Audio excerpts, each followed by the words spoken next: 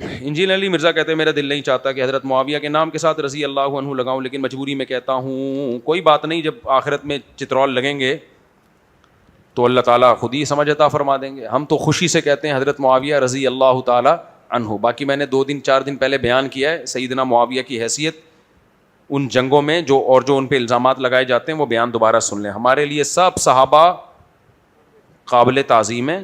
ہاں حضرت علی کا درجہ حضرت معاویہ سے بہت زیادہ ہے. تو باقی سیاسی اختلاف تھا، بڑوں کا اختلاف ہے بھائی، وہ بڑے جانے. تو بعض لوگوں کو اللہ کی طرف سے توفیق ہی چھین لی جاتی ہے صحابی کے ساتھ رضی اللہ عنہ لگانے کی. تو یہ فخر سے بیان کرنے کی چیز نہیں ہے. عرب میں ایک سردار آیا نبی کے پاس، اس نے دیکھا کہ نبی کریم صلی اللہ علیہ وسلم حضرت حسن حسین کو بڑا پیار کر رہے ہیں. تو اس نے کہا میرے 10 بیٹے ہیں، میں کبھی کسی ایک کو بھی ایسے میں نے پیار نہیں کیا. وہ فخر سے بتا رہا تھا جیسے میں تو بڑی ایک میری باپ ہونے کی لحاظ سے ویلیو ہے. تو نبی نے فرمایا، حدیث کا مفہوم ہے، پورے الفاظ مجھے یاد نہیں، کہ اللہ نے تمہارے دل سے رحم چھین لیا ہے. یا یہ فرمایا کہ جو لوگوں پہ رحم نہیں کرتا اللہ اس پہ بھی رحم نہیں کرتا. یعنی جس کو اپنی اولاد سے محبت نہیں ہے تو یہ فخر سے بیان کرنے کی چیز تھوڑی ہے. یہ نا، اولاد تو اپنی سب کو پیاری لگتی ہے. تو وہ فخر سے بتا رہے تھے میں نے تو کسی کو بھی قریب نہیں. تو یہ بھی یہ رضی اللہ عنہ صحابی کے نام کے ساتھ لگانے کی اللہ نے آپ سے توفیق اگر چھین لی ہے تو یہ رونے کا مقام ہے، فخر کرنے کا مقام نہیں ہے. اور لیبل اس پہ علی کی محبت کا لگاتے ہیں. جتنے بھی باطل لوگ ہیں نا، جب غلط کام کرتے ہیں تو لیبل وہ بڑے اچھے منکرین حدیث اپنے آپ کو کیا کہتے ہیں؟ اہل قرآن، قرآن کو مانتے ہیں. لیبل قرآن کا لگا کے حدیث کا انکار کرنا مقصد ہوتا ہے. تو کچھ لوگ اہل بیت کی محبت کا لیبل لگا کے نبی کے ساتھی، یہ لفظ کتنا پیارا ہے، صحابی، نبی کا ساتھی، بس یہی ہوتا کافی ہے بھائی. پیغمبر کا ساتھی، بس پیغمبر کے ساتھ جس نے وقت گزارا ہو، واہ اس سے بڑی کیا فضیلت ہے یار. لوگ فخر کرتے ہیں میں فلاں وزیر اعظم سے ملا ہوں، میں فلاں ایکٹر سے ملا ہوں. سیلفیاں لیتے ہیں فنکاروں اداکاروں کے ساتھ تاکہ ثبوت رہے میں فلاں سے ملا ہوں. تو یار صحابی کے لیے کہ نبی سے ملے ہیں ایمان کی حالت میں، منافقت میں نہیں. کس میں؟ ایمان کی حالت میں. تبھی ابو بکر نے آپ کو گورنر بنایا رضی اللہ عنہ نے، حضرت عمر نے آپ کو گورنر بنایا، حضرت عثمان نے آپ کو گورنر بنایا. تو یہ تینوں صحابہ کو کیا معاذ اللہ دھوکا ہو گیا تھا. باقی سیاسی اختلاف تھا، اس پر میں بیان پورا کر چکا ہوں، وہ سن لینا دوبارہ. اچھا میرے بھائی، آپ نے بیان میں کہا تھا حضرت عمر کی جلالی اور جذب کی کیفیت کی وجہ سے بعض عورتیں آپ سے نکاح سے انکار کر دیا تھا، تو تھوڑا سا اشکال ہوا کہ یہ تو عیب کی بات ہوئی.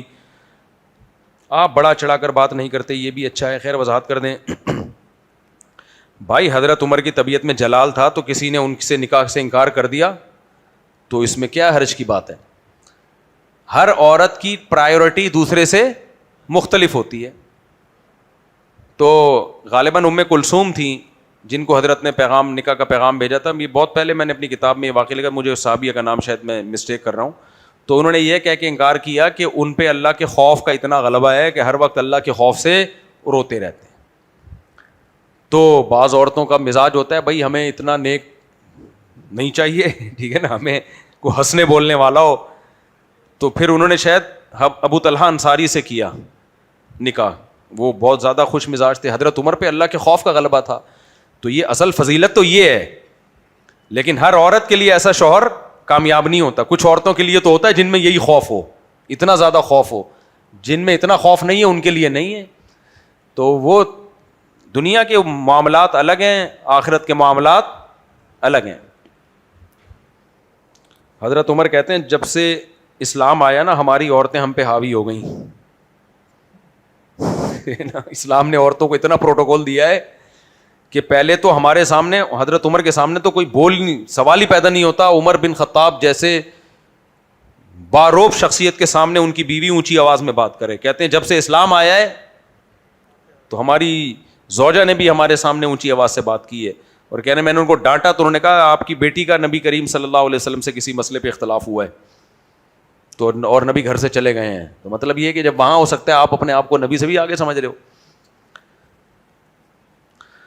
اچھا میرے بھائی، سنا تھا کہ صحیح اہل حق عالم کی پہچان ہے کہ وقت کے بڑے بڑے علماء کا ان سے تعلق ہو، تو اس کی وضاحت فرما دیں کیونکہ آپ سے بہت سے علماء اعتراض کرتے ہیں. کون علماء؟ بڑے علماء میں کوئی بتاؤ مجھ پہ اعتراض کرتا ہو تو مجھ پہ اگر اعتراض کریں میرے لیے تو بڑی سعادت کی بات ہے، میں وہ غلطی فوراً چھوڑ دوں گا. بڑے علماء میں کوئی کہیں یہ چیز اس میں غلط ہے, میرے لیے تو بڑی سعادت کی بات ہے یار کہ ہمیں لفٹ کرا رہے ہیں, کہ ہماری غلطیوں کی پہ تنبیہ کر رہے ہیں, میں انشاءاللہ فوراً چھوڑوں گا وہ غلطی.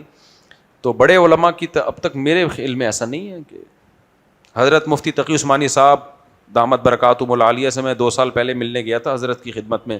حضرت نے چند نصیحتیں کی تھیں, وہ میں نے پلے باندھ لی ہیں. اللہ عمل کی توفیق دے. میں یہ نہیں کہہ رہا کہ عمل کر رہا ہوں میں. حضرت نے فرمایا شہرت کی وجہ سے انسان کے خراب ہونے کا خطرہ بہت زیادہ ہوتا ہے. تو کبھی بھی یہ شہرت کے نشے میں نہیں آنا, ہمیشہ توجہ کس کی طرف رکھنی ہے, اللہ کی طرف. تو مجھے لگا کہ یہ واقعی مجھے اس پہ عمل کرنا چاہیے. اللہ کرے عمل کی اللہ توفیق دے. ہمارے بڑے جو ہیں وہ کر دیتے ہیں جب بھی کوئی نصیحت بہتر سمجھتے ہیں. اور ہمارے جو شیخ مفتی عبدالرحیم صاحب ہیں جن سے میں بیعت ہوں, وہ تو آسرا ہی نہیں کرتے. وہ تو پورا طبیعت کے ساتھ دھو دیتے ہیں سامنے والے بندے کو. مجھے یاد ہے ختم قرآن تھا, 8-10 سال پرانی بات ہے, 8-10 سال سے بھی شاید زیادہ, 11-12 سال ہو گئے ہوں گے. ادھر ایک بچہ تھا 18 سال کا, اس کو اس کے شیخ نے خلافت دے دی. 18 سال کے بچے کو خلافت مل گئی, کس کی طرف سے؟ اپنے پیر و مرشد کی طرف سے. اس بچے کو میں نے بلایا, میں نے کہا بیٹا ابھی آپ کے کھیلنے کودنے کی عمر ہے, خلافتوں کی عمر نہیں ہے. آپ کے شیخ نے جو آپ کو خلافت دی ہے تو یہ شیخ ہی کے صحیح ہونے کی علامت نہیں ہے. اس کا مطلب شیخ صاحب بھی بس خلیفے بڑھانے کے چکر میں ہے. تو میں نے کہا آپ اپنے اعمال کو فوکس کرو, بھی بچے ہو, بگڑنے کا خطرہ ہوتا ہے نا اس عمر میں, اتنی بڑی بڑی ذمہ داریاں لگ جائیں. اچھا, تو میں نے کہا یہ تو ڈانٹ کھانے کی عمر ہے, آپ کی غلطیوں پہ تنبیہ کی جائے. تو وہ بچہ واقعی دیندار تھا, اس نے کہا کہ آپ صحیح کہہ رہے ہو. تو خیر انہی دنوں میں رمضان میں میرا بیان ہوا ڈیفینس میں 27ویں رات کو. اچھا آپ کو پتہ ہے میرے طبیعت میں مزاح زیادہ ہے. ختم قرآن پہ بیان ہوا تو میں نے تھوڑا مزاح کا عنصر اس میں زیادہ ہو گیا, جو کہ نہیں ہونا چاہیے تھا. ظاہر ہے ختم قرآن کا موقع ہے, مرد عورتیں سب آئے ہوئے ہیں, تھوڑا سا میں نے لطیفے وطیفے تھوڑے اللہ معاف فرمائے زیادہ سنا دیے. اچھا لوگ بڑی تعریف, لوگ مل رہے, ماشاء اللہ بہت اچھا بیان کیا, بہت اچھا بیان کیا, ہم بھی چوڑے ہو کے آ رہے ماشاء اللہ بہت اچھا بیان. میں جب جامعۃ رشید پہنچا, ہمارے شیخ نے بٹھا کے اتنی طبیعت سے میری کلاس لی ہے, جو میرے جتنے میں چوڑے ہو رہا تھا نا سارا ختم. نے فرمایا آپ نے کیا کیا جا کے, 27ویں رات ہے, لوگوں کے دل نرم ہے, کوئی رونے دھونے کی بات ہوتی ہے اس میں, کوئی لوگوں کو دل کو نرم کیا جاتا ہے, یہ کوئی لطیفے ہیں سنانے کے. میرا اتنا سا منہ الحمدللہ, کتنا سا منہ ہو گیا, کیونکہ ہر طرف سے تعریفیں ہو رہی ہیں اور یہاں سے ڈانٹ. لیکن جب میں گھر آیا تو میں نے اس بچے کو بلایا, میں نے کہا از کالڈ شیخ, پیر و مرشد اس کو بولتے ہیں, جو آپ کو تنبیہ کرتا رہے اور یہ پرواہ نہ کرے کہ اس کو خوشی ہوگی کہ غم ہوگا. ان کی طبیعت کس کی طرف ہو, ان کا ٹارگٹ ہو اصلاح کرنی ہے بندے. میری ہوئی نہیں پھر بھی, لیکن بہرحال صحیح ہے نا. تو میں نے کہا شیخ اس کو بولتے ہیں جو آپ کی غلطیوں پہ اصلاح کرے. میں نے کہا دیکھو ساری دنیا تعریف کر رہی تھی ماشاء اللہ نے جا کے بالکل ہی, اور یہ بہت ضروری ہے ہر ایک کے لیے, مینٹور بنانا کسی کو جو آپ کو منہ پہ وہ کچھ کہہ سکے جو لوگ نہیں کہہ سکتے. کیونکہ انسان کو جب ایک مقام مل جاتا ہے لوگ اس کو سامنے کچھ نہیں کہتے, پھر اس کا ایک روب ہوتا ہے, دبدبا ہوتا ہے. اور جو عقیدت مند ہوتے ہیں وہ ہر غلطی کو بھی سیدھا کر رہے ہوتے ہیں بیٹھ کے, کہہ رہے حضرت جی نے جو پھینکی ہے نا ماشاء اللہ, حالانکہ وہ پھینکی ہوتی ہے حضرت جی نے, لیکن وہ کہہ رہے ہوتے ہیں حضرت جو پھینکیں وہ بھی صحیح ہے, یعنی حضرت کسی مصلحت سے پھینکی حضرت نے, تو وہ حضرت جی کو ایسا بنا دیتے ہیں, حضرت تو پھر اپنی اوقات ہی بھول جاتے ہیں. تو حضرت تو پھر ایسا لگتا ہے واقعی میں نیک ہوں. ہمارے ایک جاننے والے تھے, وہ بڑے فسادی مولوی بن چکے تھے, اتنی مصیبت بن گئے, وہ بوڑھوں کو ڈانٹ رہے ہیں, کوئی تمیز نہیں ان میں.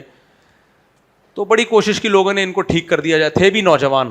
تو ہمارا ایک دوست ہے بڑا زبردست تبصرہ کرتا ہے, اس نے کہا کہ مفتی صاحب ان کے اندر صرف ایک, باقی واقعی بہت نیک ہیں, لیکن ایک مسئلہ ان کے ساتھ ہو گیا ہے کہ ان کو اپنے بارے میں وہم ہو گیا کہ میں بہت زیادہ نیک ہوں. تو اب اخلاق خراب ہو گئے ان کے, ہر ایک کو ڈانٹتے رہتے ہیں, ہر ایک کو, بڑے چھوٹے کا ادب احترام ختم ہو گیا. تو وجہ اس کی ہے کہ لوگوں نے ان کی منہ پہ تعریفیں کر کر کے, بیعت کر کر کے ان کو بڑھا کے ایسا بنا دیا ہے کہ ان کو اپنے بارے میں لگنے لگا ہے کہ واقعی میں سچی مچی میں کیا ہوں, میں نیک ہوں. تو یہ وہم جس کو ہو گیا نا اس کا بیڑا غرق. میں نے کہا یار بالکل صحیح تجزیہ کیا ہے.